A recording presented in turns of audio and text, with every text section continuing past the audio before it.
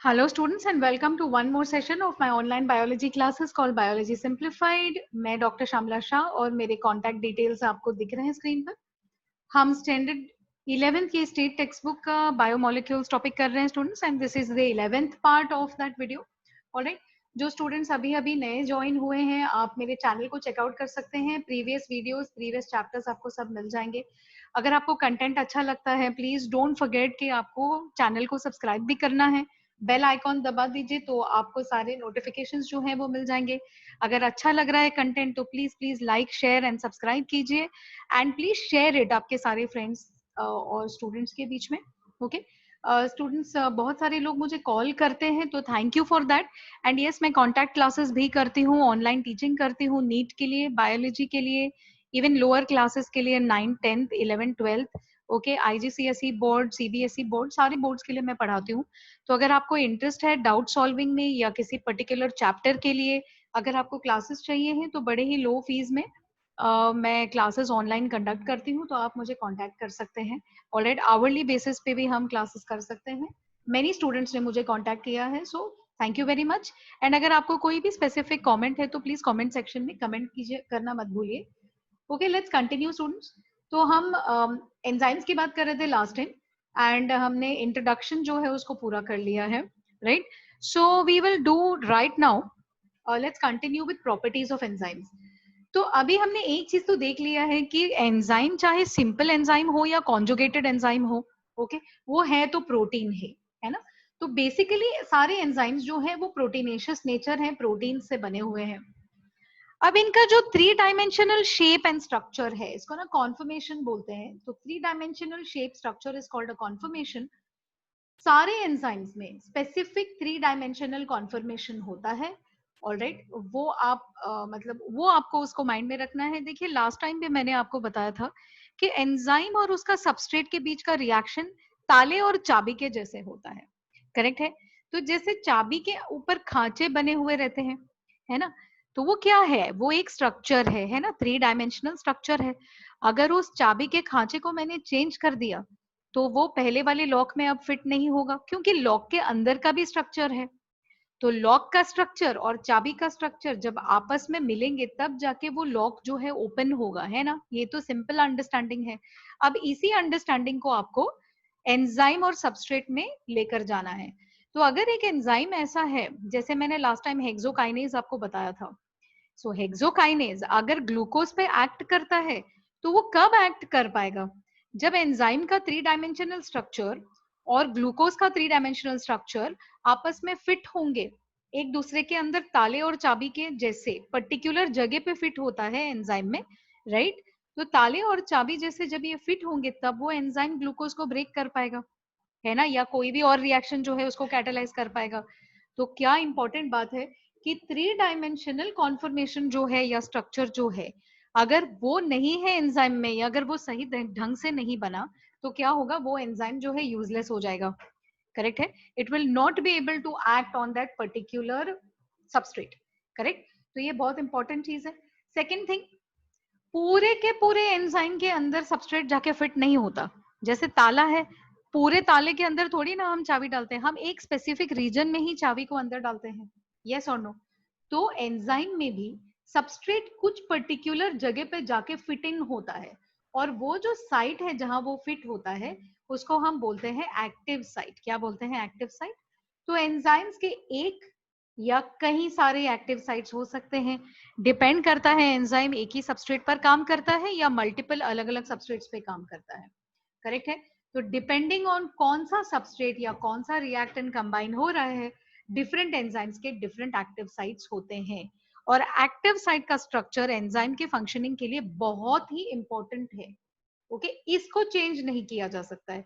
अगर इसमें म्यूटेशन या कोई चेंज हो जाती है तो चांसेस है कि एंजाइम का जो फंक्शनिंग है वो परमानेंटली डैमेज हो जाएगा, राइट? वो पॉइंट्स जहां पे एक्टिव साइट एंजाइम के साथ में ज्वाइन करता है या टेम्पररीली केमिकल बॉन्डिंग होती है, ओके, इन साइट्स को हम enzyme sorry substrate binding site बोलते हैं। एंजाइम का ये सबस्ट्रेट बाइंडिंग साइट या active site, okay, same thing, ठीक है? कैटालिटिक प्रॉपर्टी, अभी कैटालिसिस हमें पता है क्या है, कैटालाइजिंग, जो कोई भी एक पर्टिकुलर केमिकल होता है जो पर्टिकुलर रिएक्शन को ओके करने में मदद करता है, लेकिन वो खुद उसमें भाग नहीं लेता। ये टिपिकल अंडरस्टैंडिंग है केमिस्ट्री पॉइंट ऑफ व्यू से कैटालिसिस की। तो कुछ ऐसा ही बायोलॉजिकल सिस्टम में भी होता है। एंजाइम्स जो हैं ये इनऑर्गेनिक कैटलिस्ट के जैसे ही हैं। ओके, ये speed of the biochemical reaction को जो है इनको इफेक्ट करता है, लेकिन ये खुद अनचेंज्ड रहते हैं। हाँ, खुद के साथ इनका कुछ बहुत ज्यादा चेंज नहीं होता। एंड में वो एंजाइम वापस अपने ही पुराने फॉर्म में आ जाता है। करेक्ट है। जैसे ही रिएक्शन कंप्लीट हो जाता है और प्रोडक्ट जो है वो रिलीज हो गया, ओके, ये वापस से एक्टिव बन जाते हैं कैटालिसिस करने के लिए। करेक्ट है। All right. एक छोटा क्वांटिटी ऑफ एंजाइम, बहुत ही स्मॉल क्वांटिटी भी अगर एंजाइम आपका सेल प्रोड्यूस करता है, ओके, तो ये बहुत ह्यूज अमाउंट ऑफ सबस्ट्रेट को कैटलाइज करके उसको चेंज कर सकता है। राइट, और ये एंजाइम की पावर है। तो एंजाइम का आपको प्रोडक्शन बहुत ज्यादा करने की जरूरत नहीं है। नॉर्मल प्रोडक्शन में, लो प्रोडक्शन में भी आपके फिजियोलॉजिकल टेम्परेचर पे, फिजियोलॉजिकल कंडीशंस पे एंजाइम बड़ी आसानी से लार्ज अमाउंट ऑफ प्रोडक्ट का जो है प्रोडक्शन कर लेता है। अभी एग्जांपल दिया है उन्होंने सुक्रेज एंजाइम का। ये क्या करता है अपने से, ओके, ऑलमोस्ट इतने बड़े क्वांटिटी ज्यादा। Alright, so this is like units, tens, hundred, thousand, 10,000, right. So it is 10,000 times sucrose को ये ब्रेक डाउन करता है compare to its own weight. तो सुक्रेज खुद तो छोटा मॉलिक्यूल है, बट ये कैटालाइज अपने से कहीं ज्यादा 10,000 गुना ज्यादा टाइम कैटालिसिस ये करता है। तो आपको समझ में आ सकता है कि सेल के फंक्शनिंग में ओके एंजाइम्स क्यों इतने इंपॉर्टेंट है। Right, it's very easy to understand. Next और बड़ा ही इंपॉर्टेंट चीज जो पहले भी हमने देखा है, स्पेसिफिसिटी, है ना। क्योंकि मैंने कहा था ताला और चाबी का एग्जाम्पल हमेशा माइंड में रखिए। तो क्योंकि एंजाइम जो है इसका स्ट्रक्चर बड़ा ही स्पेसिफिक है एक्टिव साइट का, तो वो हमेशा एक या कुछ कुछ के सबस्ट्रेट के ऊपर ही एक्ट कर सकेगा जो उसके स्ट्रक्चर से कॉम्प्लीमेंट्री होंगे। यस और नो। तो ये बड़े ही स्पेसिफिक तरीके से काम करेगा। एक ही सिंगल रिएक्शन या कुछ कुछ रिलेटेड रिएक्शंस को ही एक पर्टिकुलर एंजाइम कैटलाइज करेगा और उस एंजाइम की जगह कोई और एंजाइम नहीं ले पाएगा। करेक्ट है। That is a very important aspect, right. Her enzyme एक ही पर्टिकुलर सबस्ट्रेट या स्पेसिफिक ग्रुप ऑफ सबस्ट्रेट्स पर ही काम करेगा, है ना। इट कैन नॉट, सो आप ये नहीं कह सकते हेक्सोकाइनेज एंजाइम राइबोस पे भी एक्ट करेगा, ओके, ट्रायोज शुगर पे भी एक्ट करेगा, 4 कार्बन शुगर नहीं, it will act only on 6 carbon. उसमें भी वो स्पेसिफिसिटी दिखाता है ग्लूकोज की तरफ, राइट। सो स्पेसिफिसिटी एंजाइम्स का एक बहुत इंपॉर्टेंट प्रॉपर्टी है, राइट। हम प्रॉपर्टीज कर रहे हैं स्टूडेंट्स, और हर प्रॉपर्टी इंपॉर्टेंट है। रिवर्सिबिलिटी ऑफ एक्शन, रिवर्सिबिलिटी मतलब दोनों डायरेक्शन में एक्शन को कैटलाइज करना, रिएक्शन को। तो रिएक्शन आगे की तरफ भी जाता है, बैकवर्ड भी जाता है। एंजाइम्स जो हैं टेम्परेचर और पीएच को लेकर के बहुत सेंसिटिव हैं। तो अगर एक एंजाइम 37 डिग्री सेल्सियस पे काम करने के लिए बना है ह्यूमन बॉडी में, तो वो 40, 45, 50 डिग्री सेल्सियस पे उसका काम करने की क्षमता जो है कम होती जाएगी। करेक्ट है। सेम वे पीएच, अगर उसका pH, optimum pH, specific pH 7.4 है, तो 7.6, 7.8, 7.9, 8 जैसे पीएच चेंज होगा, ओके, एंजाइम की एक्टिविटी जो है वो कम हो जाएगा, राइट। तो जिस पीएच पे या जिस टेम्परेचर पे वो सबसे अच्छा काम करता है, उस पीएच या उस टेम्परेचर को हम बेस्ट पीएच बोलते हैं, एंड दैट इज ऑप्टिमम। जो वर्ड यूज करते हैं वो है ऑप्टिमम, है ना। कोई भी इंक्रीज या डिक्रीज पीएच में एंजाइम की एक्टिविटी को कम करेगा। डिक्लाइन मतलब कम करना, है ना। जैसे फॉर एग्जांपल आपका एंजाइम हो गया पेप्सिन। पेप्सिन को स्टमक में सिक्रीट किया जाता है ना, डाइजेशन के वक्त हम स्टमक में, पेट में पेप्सिन को सिक्रीट करते हैं। अब इसका जो मैक्सिमम एक्टिविटी आपको दिखता है, सबसे ज्यादा जो ये कैटालिसिस करता है, ये कौन से पीएच पे करता है? pH 2, जो काफी एसिडिक है ना। तो pH 2 पेप्सिन का क्या हुआ? पेप्सिन का ऑप्टिमम पीएच हुआ। क्या हुआ? ऑप्टिमम पीएच, है ना। ट्रिप्सिन जो डिओडेनम में सिक्रीट होता है आपके इंटेस्टाइन में, ये किस चीज पे एक्टिव रहता है? इसका ऑप्टिमम पीएच देखिए 9.5 है, तो ये अल्कलाइन साइड है। तो देखिए आपके ही शरीर में डाइजेस्टिव सिस्टम के अंदर ही दो अलग अलग डाइजेस्टिव ऑर्गन्स में दो अलग अलग पीएच का ऑप्टिमम आपको दिखा रहा है, दो अलग अलग enzyme. So this is the beauty of enzymology, okay, कि वो अलग अलग है तो आप ही के शरीर का, करेक्ट है, एक ही प्रोसेस में काम कर रहा है, लेकिन उनका देखिए कैसे उनको स्ट्रक्चरली डिजाइन किया है कि अगर आपने ट्रिप्सिन को 2 pH में डाल दिया तो वो काम नहीं करेगा, इवन वो अगर ह्यूमन बॉडी में भी है तो। सिमिलरली अगर आप पेप्सिन को pH 9.5 पे डाल देंगे तो वो काम नहीं करेगा, है ना। I hope that you are understanding कि कितना स्पेसिफिक डिजाइनिंग है आपके एंजाइम्स का।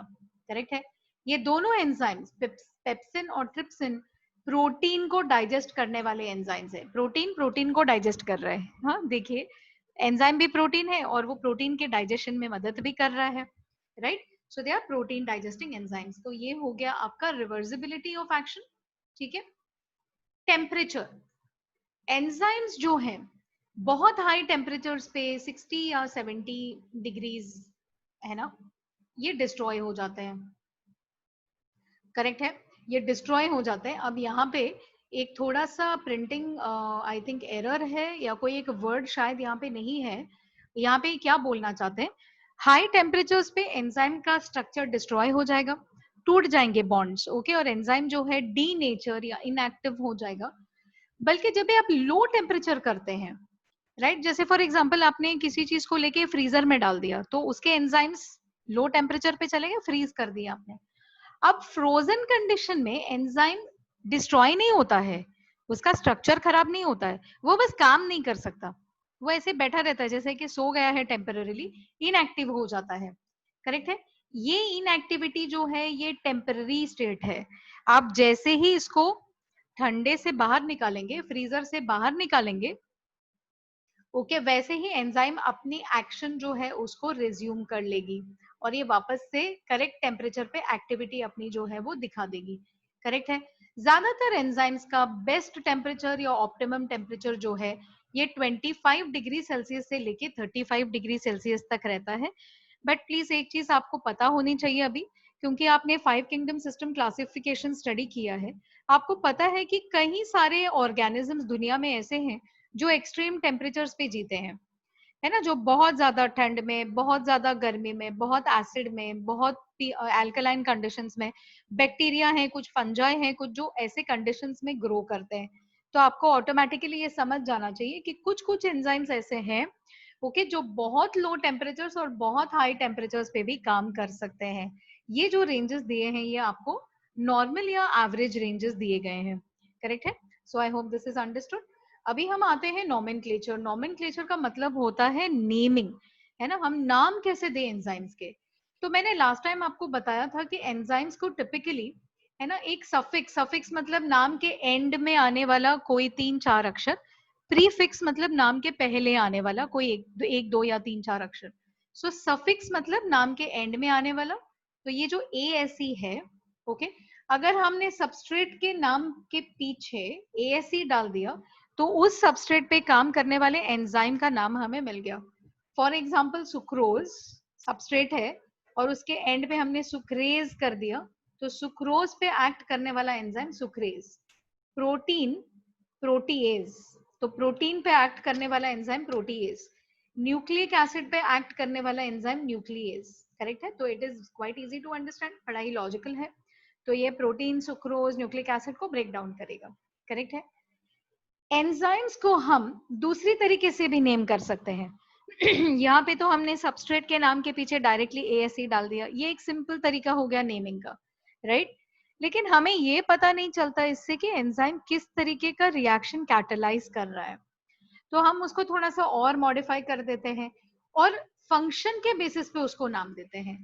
तो अगर कोई एंजाइम ऐसा है जो हाइड्रोजन का एटम निकालता है सबस्ट्रेट से, तो उसको हमने नाम दे दिया dehydrogenase. Dehydrogenase means removing hydrogen. Correct, अगर वो CO2 ऐड करता है सबस्ट्रेट को तो हमने नाम दे दिया carboxylase which add CO2। Okay, D carboxylase जो CO2 को निकालता है, ऑक्सीडेज जो ऑक्सीडेशन करने में मदद करता है ना। तो ये नेमिंग हो गया based upon the action that is catalysed, है ना, the action that is catalysed. कुछ कुछ एंजाइम्स को कभी कभी ऐसा भी नाम दिया जाता है कि उनको कहाँ से निकाला गया first time. For example papaya से निकाला हुआ एंजाइम पपेन, ओके, पाइनएप्पल से निकाला हुआ एंजाइम, ओके, क्योंकि पाइनएप्पल का क्लासिफिकेशन फैमिली में ब्रोमेलिसिए में होता है, तो हमने उसको नाम दे दिया ब्रोमेलिन। तो ब्रोमेलिन एंजाइम है जो पाइनएप्पल से आता है, लेकिन उसका नाम किस बेसिस पे पड़ा? पाइनएप्पल के क्लासिफिकेशन फैमिली से। ओके, सो एज हम अलग अलग चीजों को डिफरेंट डिफरेंट लॉजिक लगा के नाम देते हैं, वैसे ही एंजाइम्स को भी हम बहुत सारे नेमिंग सिस्टम्स हैं, करेक्ट है।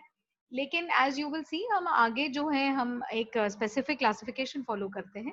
तो एक international code of enzyme nomenclature है, इंटरनेशनल कमिटी है, ओके, जहाँ पे कुछ रूल्स दिए गए हैं कि भाई आपको एंजाइम को कैसे नेम करना है। तो हर एंजाइम का नाम एएसई से एंड होना चाहिए, ओके, दो नाम होने चाहिए। जनरली पहला नाम सबस्ट्रेट का होता है, सबस्ट्रेट क्या था जिसके ऊपर एंजाइम एक्ट करता है, ओके, और जो दूसरा नाम है ना, ये इंडिकेशन करता है कि वो रिएक्शन कौन सा कैटेलाइज करता है। For example pyruvate D carboxylase, first name substrate, second name reaction जो कैटेलाइज करता है, करेक्ट है। तो डी कार्बोक्सिलेज मतलब ये एंजाइम क्या करता होगा, CO2 निकालता होगा, और सबस्ट्रेट क्योंकि हमने पाइरुविक लिखा है यहाँ पे, तो सबस्ट्रेट जाहिर है कि पाइरुविक एसिड होगा, करेक्ट है। तो pyruvic D carboxylase, alright, pyruvic acid substrate से कार्बन डाइऑक्साइड के मॉलिक्यूल को निकालने का काम करता है, करेक्ट है। सिमिलरली और एक एग्जांपल देखते हैं, ग्लूटामेट पाइरुवेट ट्रांसएमिनेज। हाँ देखिए, अभी इसको तो 3 नाम है, ऑलराइट, बट इसमें कैसा है, ग्लूटामेट पाइरुवेट दोनों सबस्ट्रेट हैं। तो देखिए ये क्या करता है, ये ट्रांसफर करता है अमाइनो ग्रुप को ग्लूटामेट से पाइरुवेट, ग्लूटामेट से पाइरुवेट, ओके, अमाइनो ग्रुप जो है, जो आपका NH2 ग्रुप है, ये एंजाइम इसको यहां से निकाल के पाइरुवेट पे अटैच कर देता है। तो ये क्या हुआ, transaminase, amine group is going from one place to the other, तो ये हो गया ट्रांस एमिनेज, करेक्ट है। तो enzyme glutamate pyruvate transaminase क्या करता है, अमाइनो ग्रुप को ग्लूटामेट से पाइरुवेट में ट्रांसफर करता है, करेक्ट है। तो ऐसे जो है नाम दिए जाते हैं टू पर्टिकुलर एंजाइम्स, राइट। हम क्लासिफिकेशन ऑफ एंजाइम्स जो है वो शुरू कर देते हैं, राइट, एंड हम लोग अभी 2 कैटेगरीज करेंगे इसमें, ओके। क्लासिफिकेशन, सो हम एंजाइम्स को क्लासिफाई कैसे करते हैं, राइट। ऑक्सीडो रिडक्टेजेस, ये फर्स्ट क्लासिफिकेशन है, फर्स्ट कैटेगरी है। ऑब्वियसली नाम से ही आपको पता चलता है ये ऐसे एंजाइम्स हैं जो ऑक्सीडेशन एंड रिडक्शन रिएक्शन को कैटेलाइज करते हैं। तो ऑक्सीडेशन एंड रिडक्शन, ओके, या तो आप हाइड्रोजन ट्रांसफर करते हैं या तो आप ऑक्सीजन ट्रांसफर करते हैं। For example alcohol dehydrogenase, right. तो ये देखिए ये रिएक्शन ऐसे कुछ लिखा जाता है, अल्कोहल, अब देखिए ये दिख रहा है आपको NAD, आपको याद होगा what is this, this is a coenzyme, correct है। प्रीवियस कैटेगरी में हमने किया था ये, है ना, निकोटिनामाइड एडेनाइन डाइन्यूक्लियोटाइड, है ना। तो यहाँ पे जो NAD है, ये अल्कोहल डिहाइड्रोजनेज वाले एंजाइम के लिए कोएंजाइम का काम कर रहा है, दिस इज अ कोएंजाइम। देखिए इसको इस तरीके से लिखा जाता है। सो अल्कोहल सबस्ट्रेट है, एक सबस्ट्रेट, NAD दूसरा सबस्ट्रेट है, लेकिन ये एक्चुअली कोएंजाइम का काम कर रहा है, ओके। अल्कोहल डिहाइड्रोजनेज एंजाइम का नाम है, डबल नेमिंग सिस्टम। तो जब भी ये डिहाइड्रोजनेट होता है अल्कोहल, तो आपको मिल जाता है aldehyde, it's a oxidation reaction, correct है। और ये हो गया प्लस NaDH2, तो इसमें से हाइड्रोजन निकाल दिया है और NAD ने वो हाइड्रोजन एक्सेप्ट कर लिया है। देखिए NAD का हो गया NaDH2, can you see this. So alcohol oxidise हो रहा है, NAD रेड्यूस हो रहा है, और इसीलिए एंजाइम ऑक्सीडो रिडक्टेशन कर रहा है, that is why oxido reductase is the name of the enzyme, है ना। I am sure it is very clear, correct है, बहुत इजी है। फिर आते हैं सेकेंड कैटेगरी पे, ट्रांसफरेजेस। ये एंजाइम्स पर्टिकुलर ग्रुप्स को दो मॉलिक्यूल्स के बीच में चेंज करते रहते हैं, ट्रांसफर करते हैं, पार्सल, पासिंग द पार्सल जैसे, है ना। फॉर एग्जांपल ग्लूकोकाइनेज, अब ये क्या करता है, ग्लूकोज पे एक्ट करता है, okay, 8+ ATP in the presence of glucokinase, ATP का एक फॉस्फेट ग्लूकोज पे ऐड हो जाता है, देखिए 6th पोजीशन पे। तो ग्लूकोज के 6th कार्बन पे फॉस्फेट ऐड करता है, पर वो फॉस्फेट आया कहां से, ATP से। सो ग्लूकोकाइनेज ने क्या किया, फॉस्फेट ग्रुप को ATP से उठा के ग्लूकोज में ट्रांसफर कर दिया। क्या किया, फॉस्फेट को ATP से उठा करके ग्लूकोज में ट्रांसफर किया। तो ये एंजाइम हो गया ट्रांसफरेज एंजाइम, और एंड प्रोडक्ट आपको मिला glucose 6 phosphate. ATP adenosine triphosphate से एक फॉस्फेट कम हो गया तो सेकेंड प्रोडक्ट आ जाता है एडेनोसाइन डाइफॉस्फेट और एडीपी। करेक्ट है? Is this clear? Right? So हमने दो कैटेगरीज ऑफ क्लासिफिकेशन भी कंप्लीट कर लिया है। Okay, so students we will end this session here और नेक्स्ट सेशन में हम कंटिन्यू करेंगे। Once again I am reminding you, please subscribe to the channel और अपने सारे फ्रेंड्स में इसको शेयर कीजिएगा। अगर किसी को क्लासेस या किसी भी पर्सनल एक्सप्लेनेशन में इंटरेस्ट है तो please contact me on my WhatsApp. Okay, hourly basis पे और बहुत नॉमिनल फीस चार्जेस पे मैं ऑनलाइन क्लासेस लेती हूँ। So please feel free to call. Keep studying and thank you very much.